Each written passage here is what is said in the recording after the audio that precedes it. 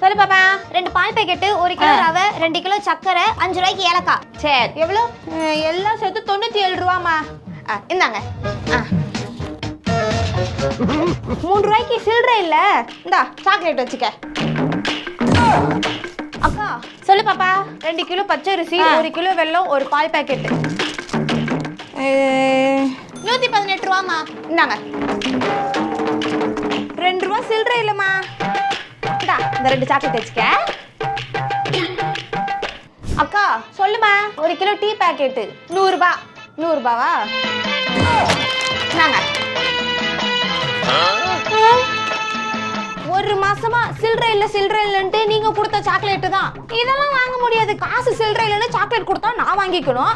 அதே சாக்லேட்டை சில்லறைக்கு பதிலா உங்களுக்கு கொடுத்தா நீங்க வாங்கிக்க மாட்டீங்களா? வாங்கிக்கங்க. Boss wala. Be the boss.